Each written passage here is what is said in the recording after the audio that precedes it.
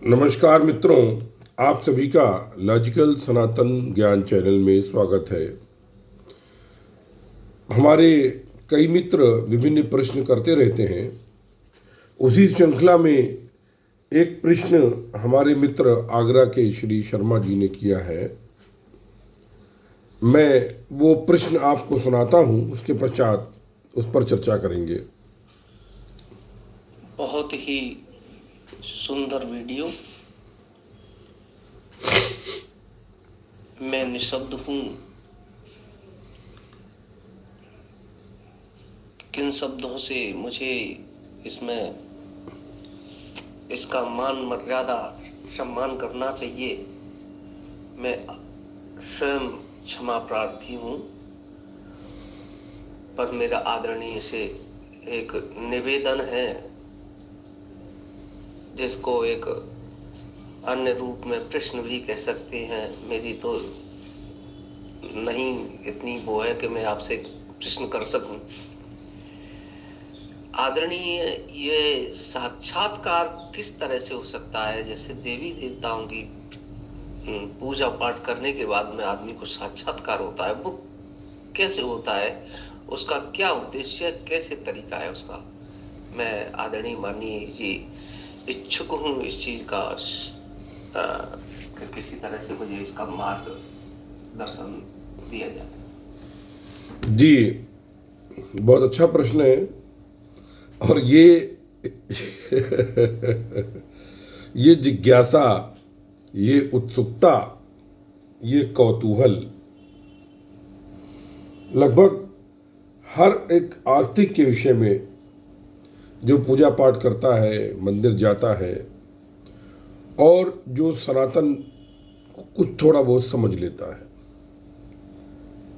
ये जो आपने प्रश्न किया है, साक्षात्कार कैसे होता है, तो मैं आपके प्रश्नों को थोड़ा सा जल्दबाजी में ही उत्तर दे पाऊंगा, क्योंकि समय की मर्यादा भी रखनी होती है। लंबे क्लिप लोग देखते नहीं हैं, छोटे तो देखते नहीं, बड़े क्या देखेंगे। लेकिन साक्षात्कार के तात्पर्य मैंने अपने लेखों में, विभिन्न लेखों में, जो मेरा ब्लॉग है freedhyan.blogspot.com पर, और अपने इस चैनल पर भी कुछ क्लिप में मैंने जिक्र किया है कि साक्षात्कार वास्तव में, यदि आप द्वैत के उपासक हैं, पहली बार तो आप उपासक हों, ईश्वर को मानते हों, और फिर आप द्वैत भाव यानी कि साकार पूजा कर रहे हैं, आप यानी उसकी पूजा पाठ कर रहे हैं, दीप दिया जला रहे हैं, मंदिर जा रहे हैं, इष्ट मंत्र का जाप कर रहे हैं,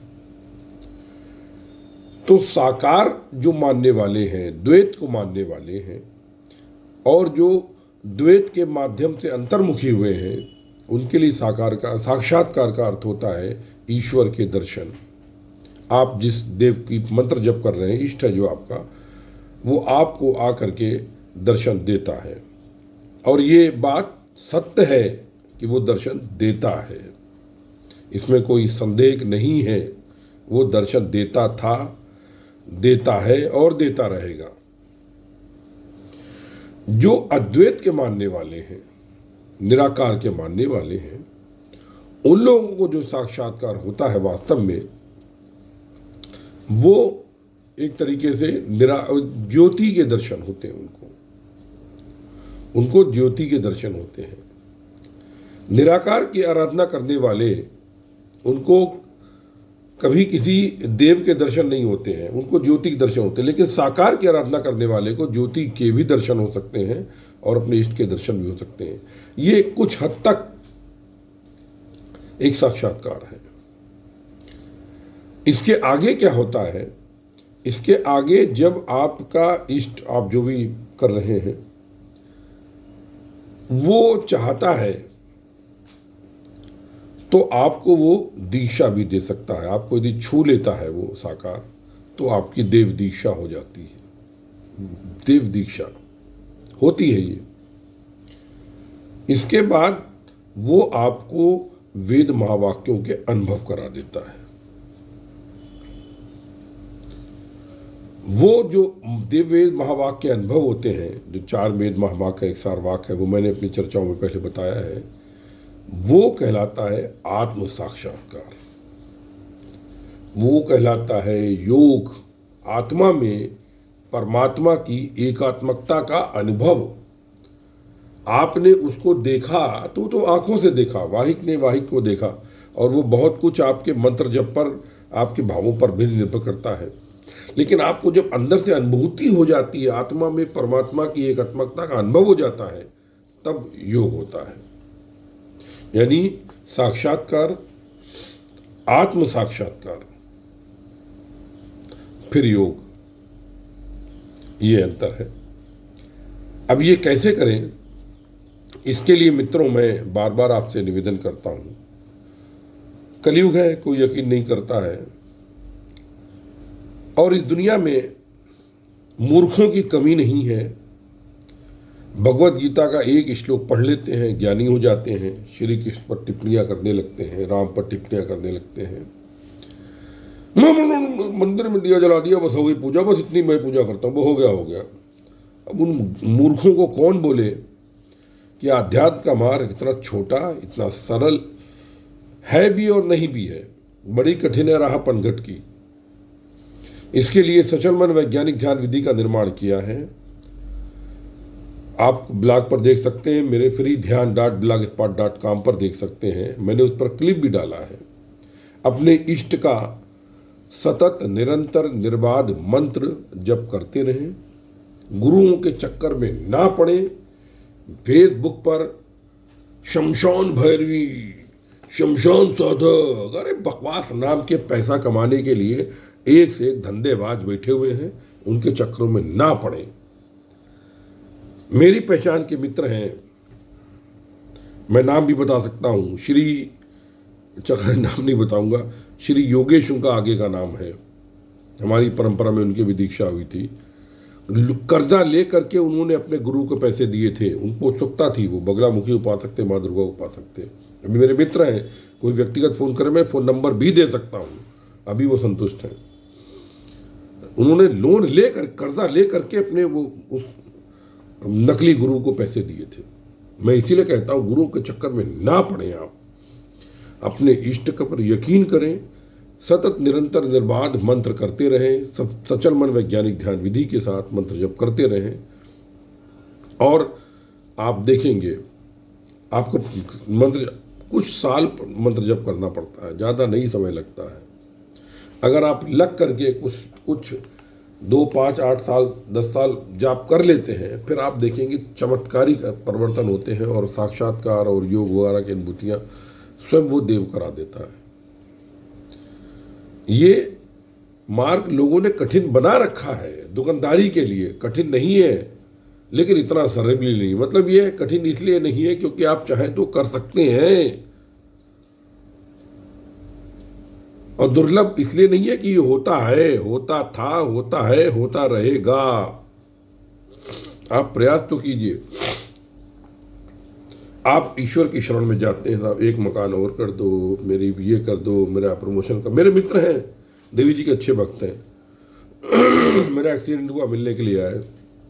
मैंने, अरे यार गुरु, डीजीएम हूँ, जीएम होना है फला फला जगह पर।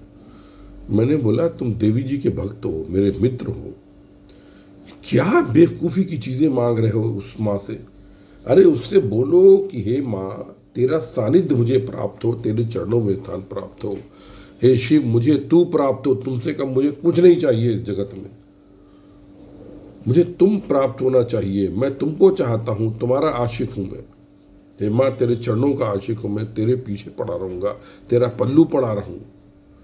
ये मांगो, क्या जीएम बन जाओ। अरे फिर 60 साल के बाद रिटायर हो, फिर क्या? मैं मुँह से शब्द नहीं निकालना चाहता हूँ, कौड़ी के 2 होकर के बिकोगे।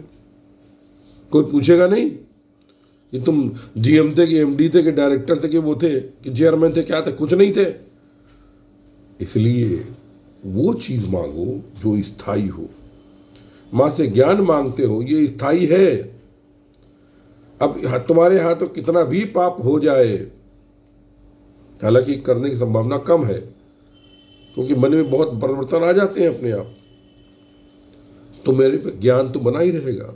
ज्ञान ग्रंथि तुम्हारी खुल गई अगर एक जन्म में, तो अगले जन्म में वो भी खुली रहेगी।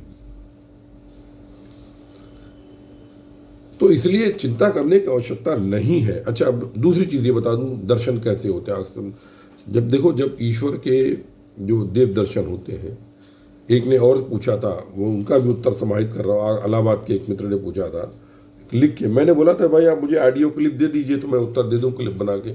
ऑडियो क्लिप उन्होंने दिया नहीं, लेकिन उनका उत्तर मैं समाहित कर लेता हूँ। उन्होंने कहा था देव दर्शन कैसे होते हैं, कैसे दिखते हैं, क्या, तो वो बताना चाहता हूँ। देखिए ऐसा है, जब कभी आप प्रभु का ध्यान करते हैं, मंत्र जप करते हैं आप, और उसकी अवस्था क्या होती है, मंत्र जब से धारणा बनती है और ध्यान में जाते हैं आप, और आगे समाधि में भी ईश्वर जाने होता है, पता ना हो, क्योंकि समाधि वर्णन करना संभव नहीं है। आप आँख बंद करते हैं, आँख बंद करके आप अचानक जिस क्षण में आपका मंत्र जब एक निश्चित संख्या पार कर लेता है, आप देह भान आपका नष्ट हो जाता है। मतलब आपको देह का नहीं, आप कहीं और खो गए, तो आपकी आंखों के आगे एक नारंगी, मतलब जैसे कि अग्नि के कलर का पीला मिला हुआ एक प्रकाश पहले वो आपको दिखेगा, और बहुत चमकदार प्रकाश होगा, लेकिन उससे आपके तकलीफ नहीं होगी। मतलब जैसे सूर्य के प्रकाश को देखो तकलीफ होती है, उसमें ऊर्जा, उसके बाद अचानक आपके सामने आपका देव प्रकट हो जाएगा। और उससे वार्ता जो होती है, वो वार्ता जो होती है दो तरीके से होती है। एक वार्ता तो ये होती है कि आप जो है वो मानसिक बात करते हैं। आप बात करते हैं ना, तो आपको लगेगा कि अंदर बातचीत हो रही है, सुन रहे हैं आप बोल रहे हैं, लेकिन आप बोलते नहीं हैं। आप मतलब सोचने में एक तरह से बोलचाल होती है, उसमें ध्वनि नहीं निकलती। एक ये वार्ता होती है। दूसरी वार्ता होती है कि उस जो देव का आवेग आपके ऊपर आ सकता है, आपके ऊपर आवेग आ जाए, उसके बाद फिर आपके मुख से उस जेंडर की, अगर मान लो आप देवी जी के भक्त हैं, तो आप कुछ क्षणों के लिए स्त्री बन जाएंगे, आपके मुंह से उस तरह की बात निकलेगी, मतलब उस आवेग में। और जो शब्द आपने, जैसे मतलब दुर्गा सप्तशती, उस तरीके के शब्द भी निकलने लगते हैं, मतलब स्त्रीलिंग में। और फिर आप खुद ही जो है वो, पहले वो शब्द निकलेंगे, फिर आप उसको खुद ही अपने पुरुष रूप में उत्तर दे देंगे। मतलब एक ही शरीर से दो संवाद ऐसे चल जाते हैं, ऐसा भी होता है वाहिक रूप में। लेकिन जो आंतरिक रूप में होता है वो क्या होता है, वो आत्मगुरु, उसे संज्ञा दी गई, वो जागृत हो जाता है। तो और फिर वो जो है वो देवों से वार्ता करता है। वहाँ पर ध्वनि नहीं होती, सिर्फ आपकी आंखें बंद होती हैं और एक शांत होती है, और आप अपने इष्ट से बातचीत कर सकते हैं, उसकी वाणी आपके कानों में सुनाई देती है। अब जैसे जहाँ तक आपने प्रश्न किया, तो जैसे लोग बताते हैं, प्रायः जो रौद्र रूप है उसके अतिरिक्त जो देवों के दर्शन है, जैसे कि चलिए मैं चर्चा समाप्त करता हूँ, अब आगे बताना ठीक नहीं है। ये काफ़ी कुछ मेरे ब्लॉग पे लिखा हुआ है, बार बार उसको मुंह से बोलना ठीक नहीं होता है। इन्हीं शब्दों के साथ आप सभी में उपस्थित परम ब्रह्म को नमस्कार करता हूँ। जय गुरुदेव, जय महाकाली, सर्वस्व ब्रह्म सर्वत्र ब्रह्म।